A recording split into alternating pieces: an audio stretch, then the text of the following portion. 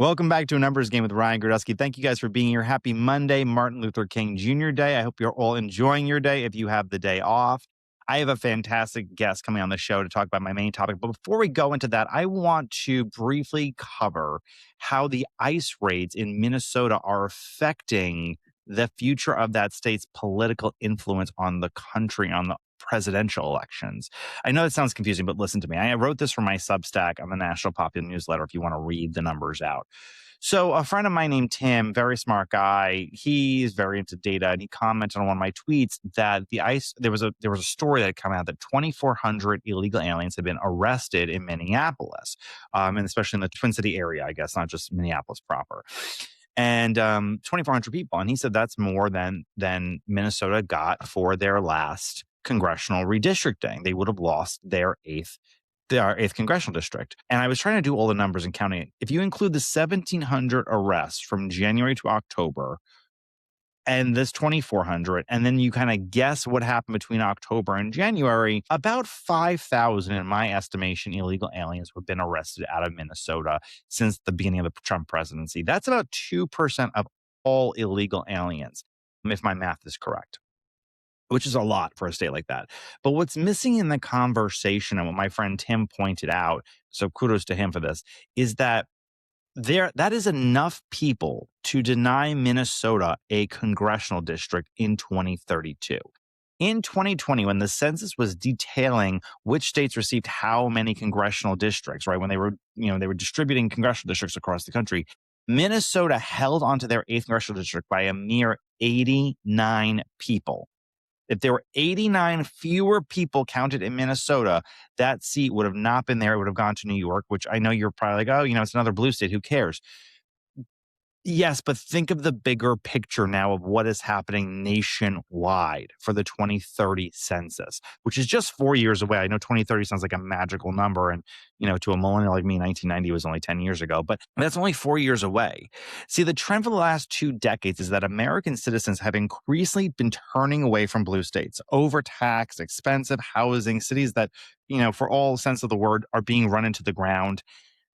Now, with easy access to cheaper homes and apartments, year-round air conditioning, lower taxes, less restrictions during COVID, improving educational standards that have accelerated in the last 5 years, they're moving to the South, they're moving to the Midwest, they're moving other parts of the country. Take California, for example. More than 100,000 American citizens have been leaving California every year for the last decade. The population growth that California has had is entirely linked to immigration. American population is not growing.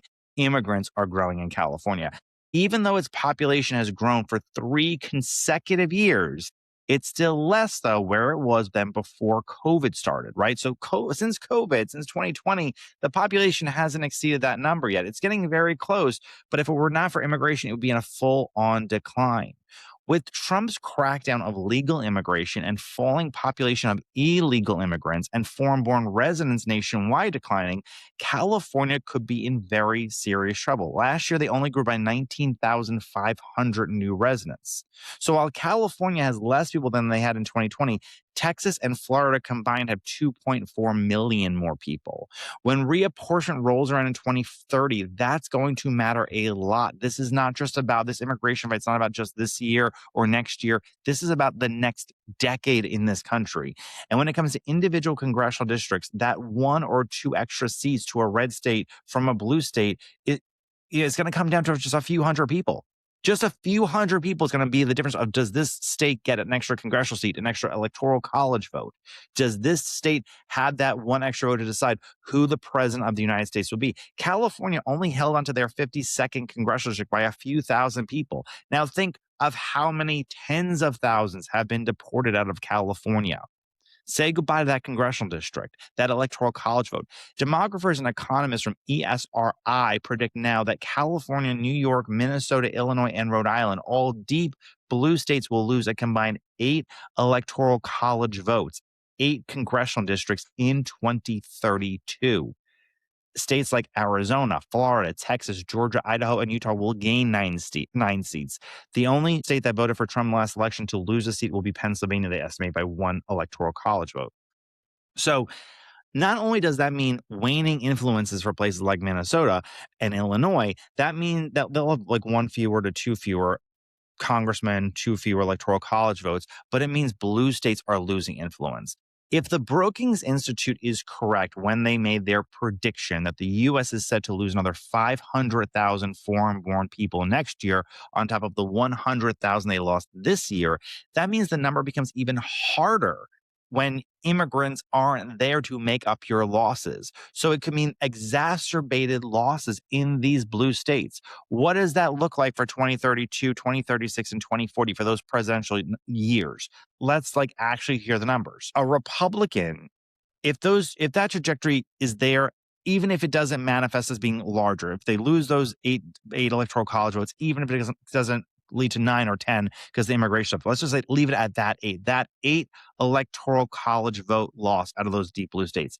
That means a Republican can become president by just winning Texas, Florida, Arizona, North Carolina, Georgia, and Ohio. They don't need Pennsylvania. They don't need Wisconsin. They don't need Michigan. The whole blue wall doesn't mean anything anymore. That is crazy. It's going to change a lot of economic things. Our politics towards populism probably decreases quite substantially because of how much populism comes out of those states on the right. But all of those states do not matter anymore for presidential politics. It becomes entirely about the Southeast and the Southwest. That's it. I mean, that is the first time in the history of this country that has happened. And big blue states like Illinois and New York and California, which could always get away with putting bad policies forward that deny, the best interests of American citizens because they always knew they had more immigrants, legal and illegal, coming to fill their spots. It means they don't anymore. These ICE rates have far-reaching implications into the future. It is not about today. It is about the next decade and whether that will be a decade of Republican political dominance. If President Trump continues on his trajectory today, it will mean a decade of Republican presence in the future. Yeah, that's not even my main topic of the show. I want to talk about the main topic. Sorry, I had to get on that political tangent. But the main topic for the show is I was reading a story last week by Tim Carney in the Washington Examiner, a paper I used to work for back in the mid 2010s. And it was with all the new government programs for children. And it got me really thinking.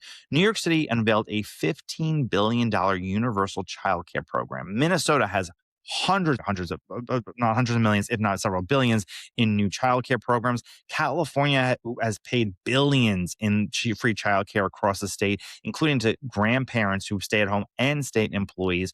All these billions upon billions of dollars for childcare, all while the population of children is shrinking, right? I started thinking about the inverse relationship. Why is the money going up while the population is going down? And I've spoken on this program a number of times of shrinking fertility rates, but what I haven't thought about is the effect government is having because it's not operating like a business. A business would have to change, right? A business, if the population of people it was serving was going down, it would have to change, right? Less services or less businesses. Take New York City, for example, right? Between 2024 and 2025, that school year, there were 884,000 children enrolled in the New York City public school system, according to the website The 74. That's down nearly 10% from 2018 to 2019 when it was 994,000, according to Empire Center. 110,000 fewer children in a 5-year period. Guess how many public schools closed as enrollment fell? From everything I looked up, it was a whopping 2. 2 for 110,000 fewer students, and 16 merged. And since July 2019, the New York City Board of Education has hired more than 1,700 new full-time staffers to watch and be involved in a school system that has 110,000 fewer children.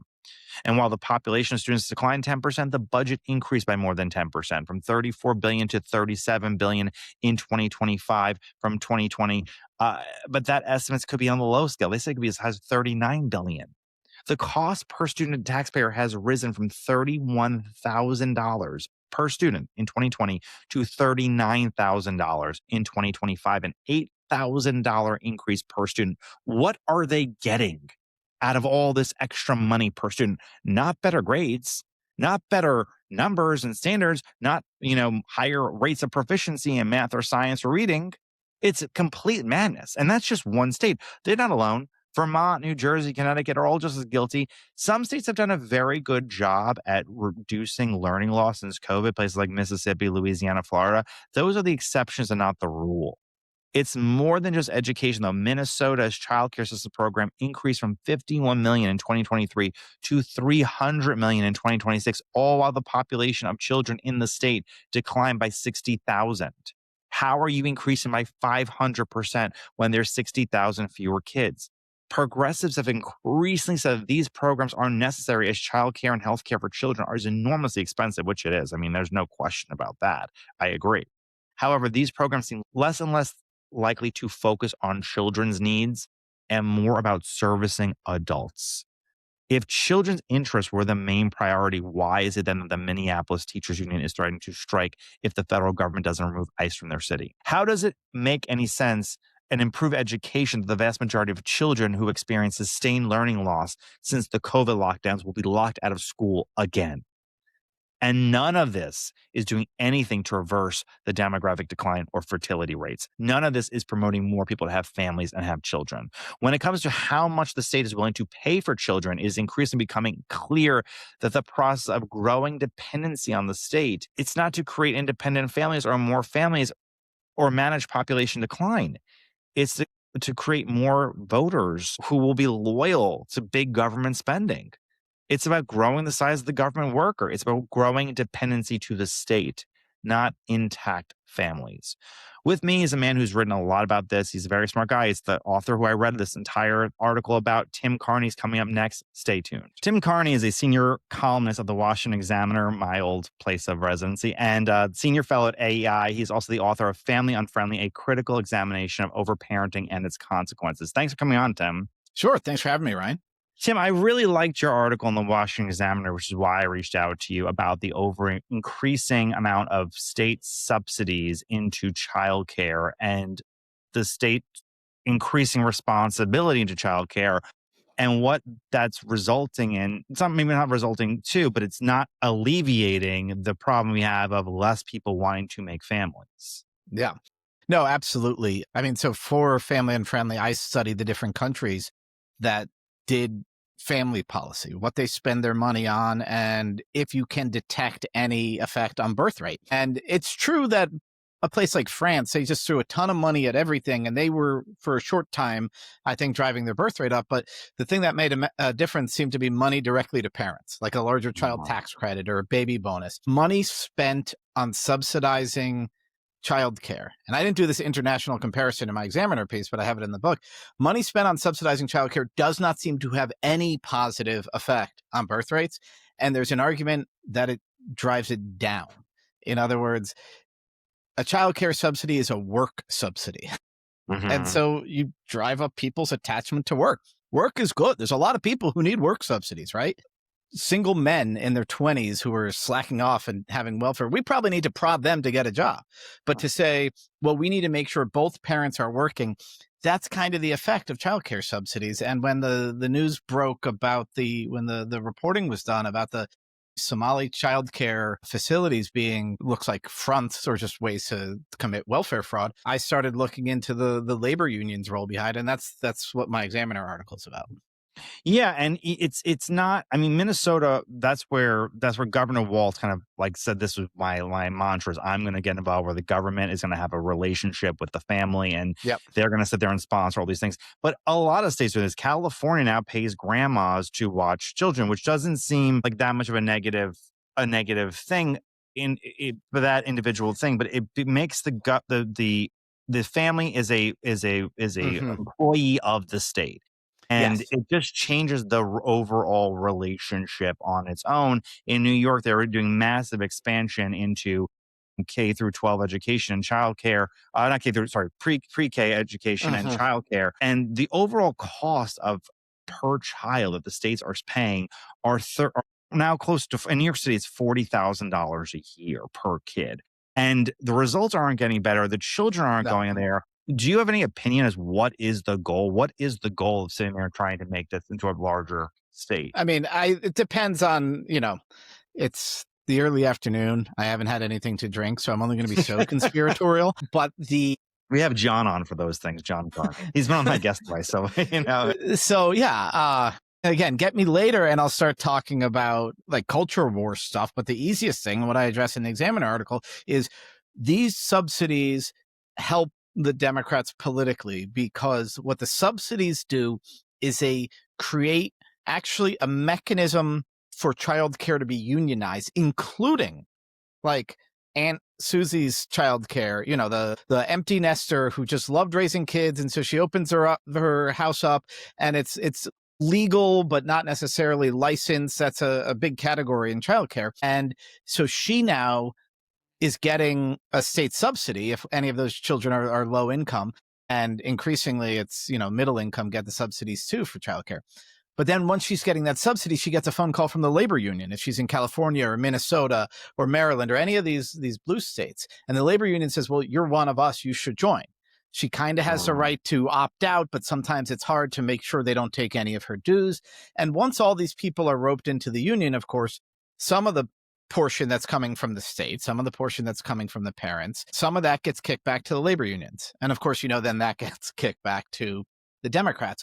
But organizing more people who, some of them are in a very informal economy, some of them are, formal childcare institutions, subsidizing them gave the legal way to organize them, and then subsidizing them also indirectly pumps this money into the labor unions and back to the Democrats. So that to me is one of the reasons that this is a major motivating factor. A second reason I would just give is that a lot of people really just think that the proper arrangement is, if you've got married parents, is both of them working full-time jobs and putting their kids in formal childcare, especially. And there's sort of gender equity reasons for that. That if I say one parent, I say most parents who are married, they would rather reduce the amount of work they do. The feminist says, what you mean is a woman stay at home. And I say, so what if I do? That's what they want. But that upsets the whole idea of gender equity that so many feminists operate under. So if you look at how the Biden administration spoke about the work-life balance, and if you look at these subsidies, you see, okay, I think what they want is to subsidize work, increase the labor force, and create a system where there's less difference between men and women altogether.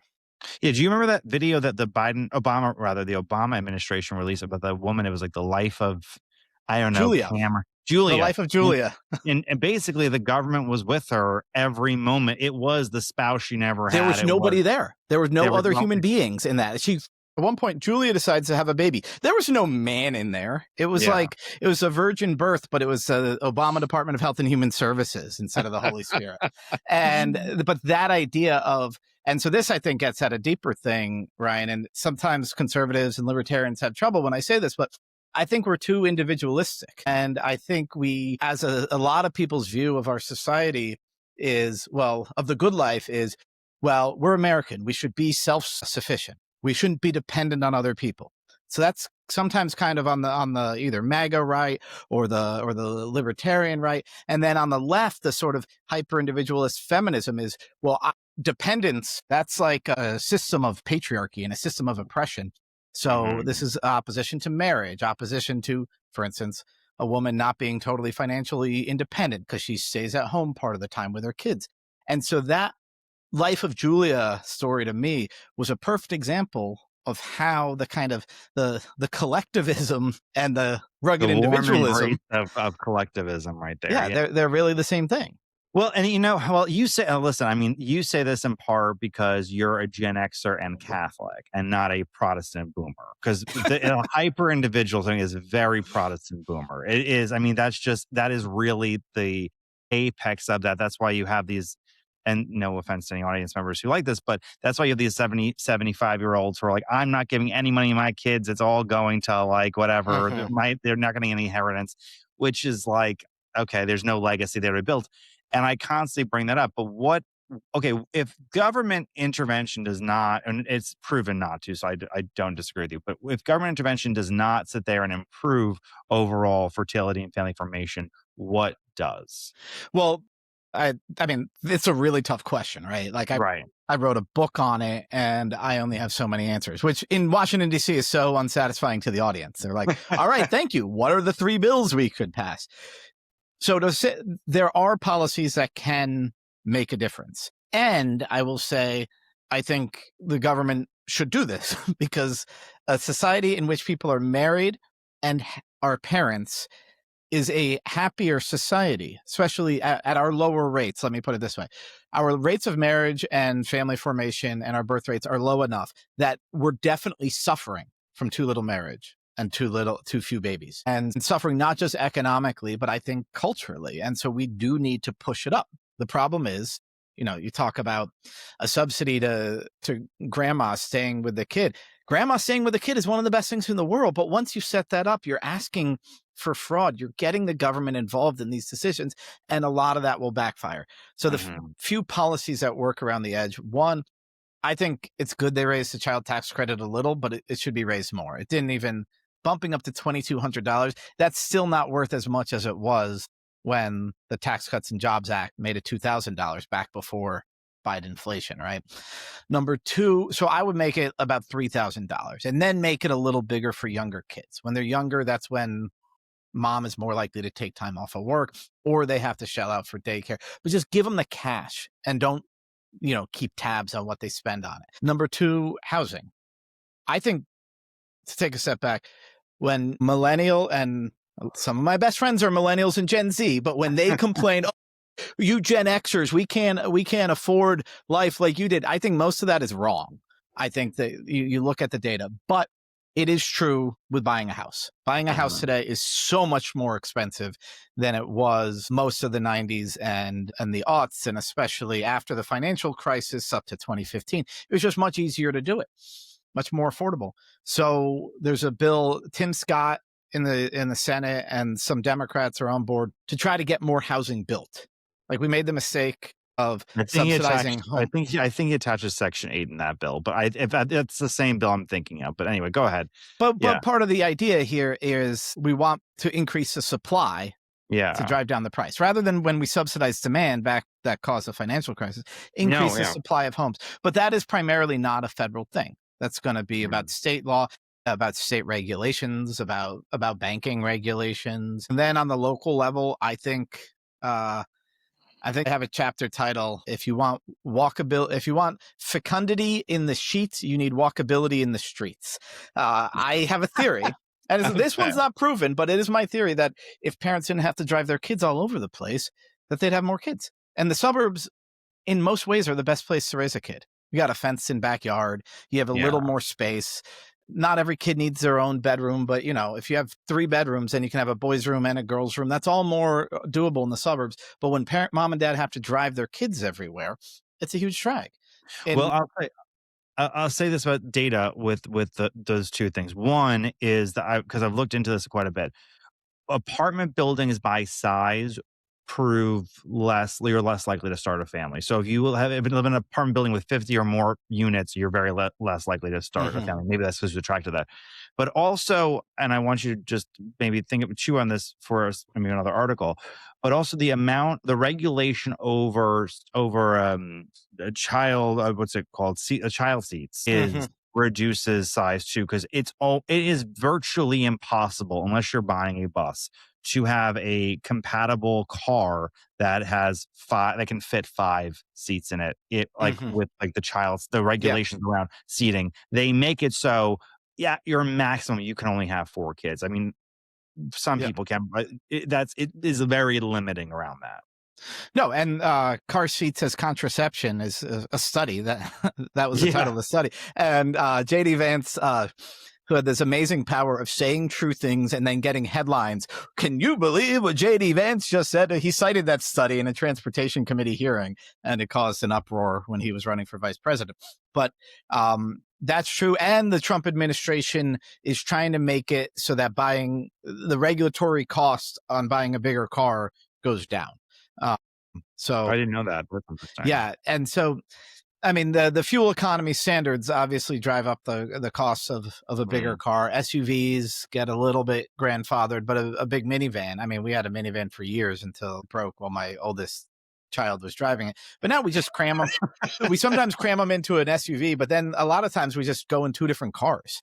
Right. Well, Tim has And 6 children, so I mean, he knows yes, all the limiting so factors of that. lots of tricks here. My friends drive like those airport shuttle vans. We call them Catholic Yeah. assault vehicles, and and so don't make Catholic assault vehicles more expensive.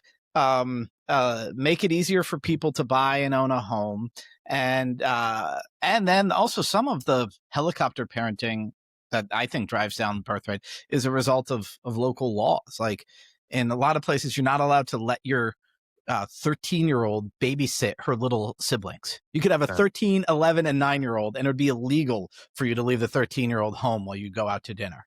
And Yeah, so, you mentioned France before. France is the only France did have much higher birth rates. They've started to come down, but it is the only country where it did not increase the trend of overparenting.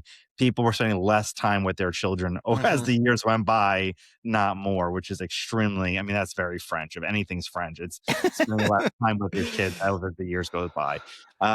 Yeah, I completely agree. And the most fascinating thing is in a free market, right? Where, like, let's say New York, for example, because I just know the numbers because I did it for this intro of this podcast. New York has lost about 10% of their student population over a 5-year period. That is an immense loss. It has closed a total of 2 schools. They are changing different types of regulations to make schools work because they don't need, and also at the same time, they've hired 2,000 more workers in the school system. So the school system employee population is growing, schools are not closing, but the student population is declining substantially. And at what point does it become, I mean, this is just a state program for government yeah, government employees to sit there and run forever. The free market, you have to close some of these schools.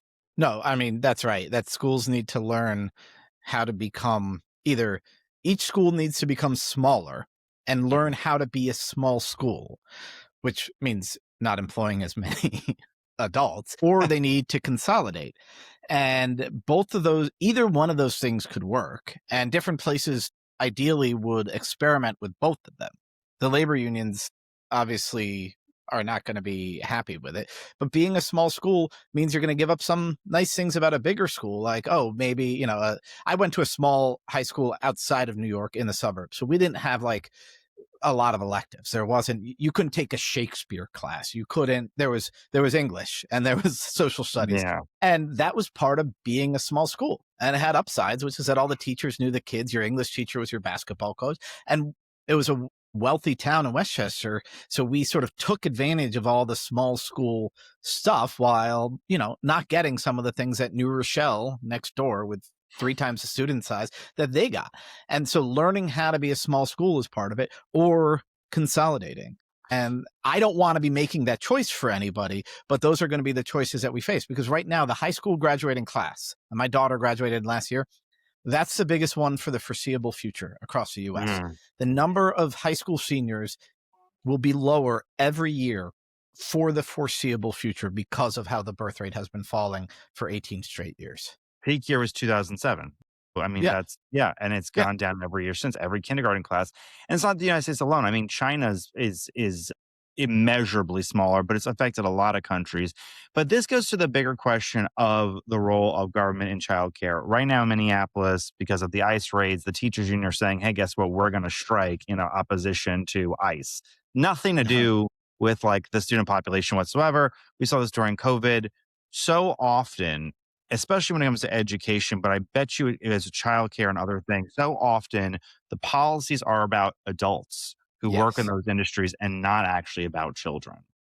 That's exactly right. And that has been true for decades. The COVID was just made that crystal clear to everybody that they wanted to keep those schools closed when it was very clear that children didn't get the virus as bad. They didn't spread it as easily. This had nothing to do with children. This was in fact against the children. And not really in favor of the teachers' health so much as their bargaining power, right? And so when you see big money being spent on something from a state or federal government, part of what you have to ask is who's actually benefiting from it. It's like the Obamacare subsidies are really subsidies for the health insurance companies. The subsidies for the public school salaries, a lot of them are for the teachers. And sometimes the teachers unions are dumb enough to admit it. And but on a bigger scale, even abstracting away from kids, where I live in Northern Virginia, you see all these signs. We support our government workers, as if that's the point of federal jobs, is to provide jobs. No, they're supposed to be supporting us. And the Right. Republicans do it with the military as well. Like, oh, think of all the jobs we'd lose if we shut down this military base in Oklahoma. That's not the point of the military base. That's not the point of the government jobs. And it's not the point. It shouldn't be the point of supporting, either childcare or education, but that's the way special interest politics work. There will be the term concentrated benefits, that the people who stand to benefit the most from it will be the ones who have the most control over the policies. And in these cases, it's going to be the public sector unions. Yeah, Tim wrote a brilliant book. It's gotta be it's definitely over a decade ago, called Obamonomics, about this. I actually still cite that book in not regular Thank you. conversation, but when citing it. No, because it was what you there are times where you read a book about politics and there's like a moment where something clicks so profoundly and that you're like, "Oh, wow, this is how." It was like that with, Black rednecks and white liberals from Thomas Sowell. When you wrote in your Mhm. book, you wrote about regulations over the cigarette industry, and you were like, yeah, they actually advocate for it. Big companies do, because it weeds out the smaller ones, so they get to monopolize the entire pie, and that's how government creates economic monopolies. I haven't read the book in a very long time, but it was a profound thing that I've held on to all these years. I'm like, oh, I get it now. Like, I completely understand because of this one passage. So very, very good book, along with Tim's other Thank you. stuff. Tim, where can people go to read for your work and get and follow you on social media? Yeah, so basically everything I write is at the Washington Examiner. I'm also a visiting fellow, as you said, at AEI. So, I do events there and that kind of stuff. AEI.org, WashingtonExaminer.com. On Twitter, I'm TP Carney. That's for Timothy Patrick Carney. Very, very Italian name there. And I try not to be too obnoxious on Twitter, but this story, this childcare one that took off, Elon tweeted it out, and so Oh, that wow. that was Congratulations. nice for traffic there. That's awesome. Well, congratulations on that. Thank you so much for coming on this podcast. I really appreciate it. Thank you. Now it's time for Ask Me Anything. If you want to be part of the Ask Me Anything segment, email me, Ryan at numbersgamepodcast.com. That's Ryan at plural numbersgamepodcast.com. I have an empty docket. Email me. You will get your questions answered this week on the show. I look forward to them. This question comes from my buddy Joel. He's written me a number of times. Joel, I'm a big fan that you're a devout listener of this show. He mentioned that Tom Cotton's bookshelf on an episode previously. He was looking at the books and what they said about his politics. And he actually said, he asked what books were on my bookshelf and any titles you'd recommend that really shaped your political worldview. Okay, I have a bookshelf to my back over here. You could possibly see if you're watching on YouTube. There's also a whole bookshelf in front of me that you guys can see. I picked up a few of them that I actually really, really love. Some of them political, some aren't. So, first one that I have is Diary of a Man in Despair by Friedrich Reich. It is Reich, I think, Reich.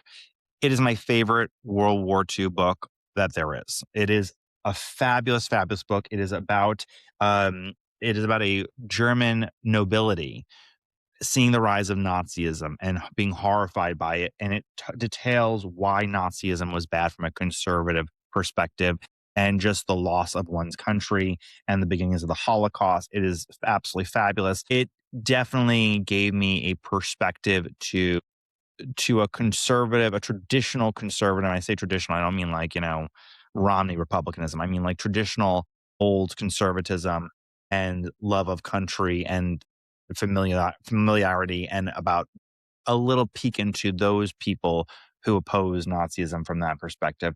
Next book I have is Camp of Saints, very famous book. I don't know if it's even in print anymore. It wasn't for a while. If you can get your hands on it, I talk about this book to Ann Coulter all the time. Ann thought it was hilarious. It gave me anxiety, but it's a fabulous book about immigration and migration. And this is not a political book, but one I highly recommend. It is a book called Walking Papers by Francesco Clark. It is about a man who jumps into a swimming pool, breaks his neck, and becomes paralyzed from the neck down. And it is his story about trying to build a career and a life for himself being paralyzed. It is one that I go to. I've read this book a couple of times, and it's one where you're feeling like, I gotta make it. I gotta do something. I gotta build for myself. And it's a very inspiring story. Okay, last three. This is also not a political one, but you guys know I love true crime. For those who read it, The Man with the Candy, the story of the Houston mass murders. One of my favorite, The Candyman Killers. Phenomenal book, gives you heart palpitations, makes you think. This book is not is a fiction book, but it is political. It is The Mandibles by Lionel Shriver. This is a book. I'm telling you, Lionel Shriver, when she nails it, I don't love all her books, but when she nails it, let me tell you, this book came out. I read it.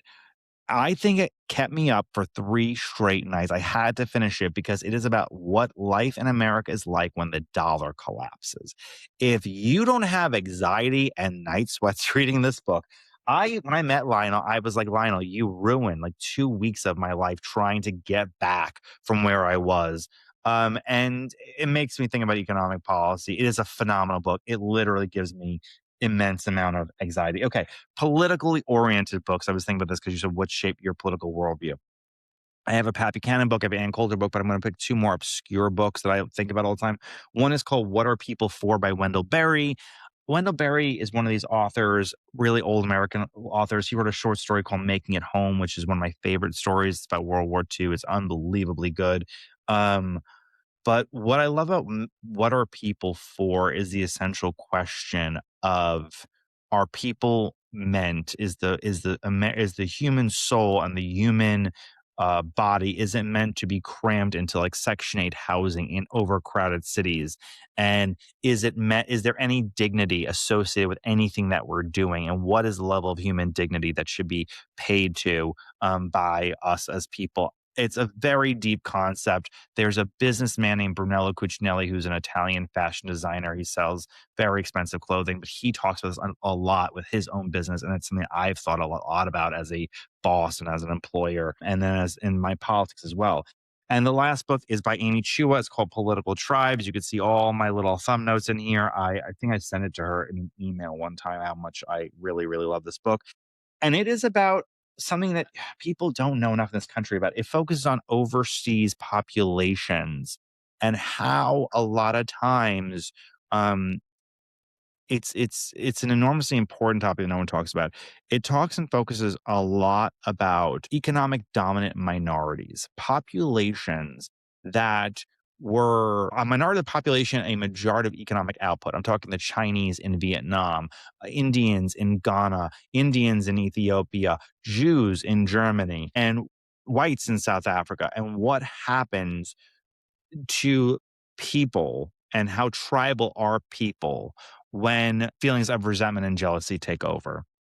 Something I think about very, very, very often as our politics are changing and our politics are doing stuff.